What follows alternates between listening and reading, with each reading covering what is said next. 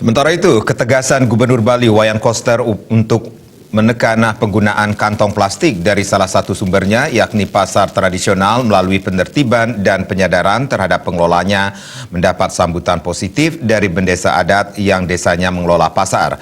Bahkan sebelumnya, hal itu telah ditindaklanjuti pihak desa dengan mengeluarkan perarem di desa adat untuk mengurangi penggunaan kantong plastik.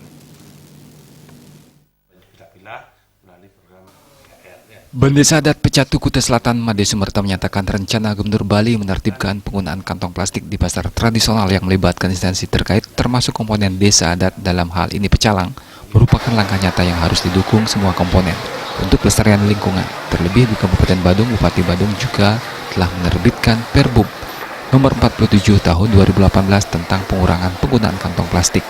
Desa Pecatu yang melola pasar adat merupakan salah satu desa yang menjadi tujuan wisata internasional.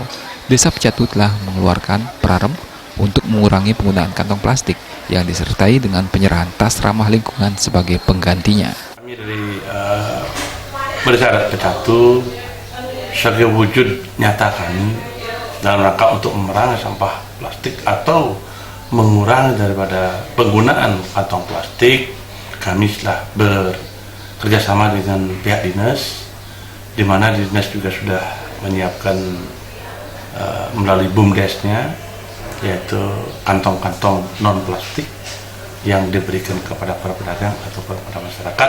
Dan kami juga tanggal 8 telah juga menyerahkan beberapa truk sampah dan mesin pengolahan sampah yang lainnya dari desa adat itu.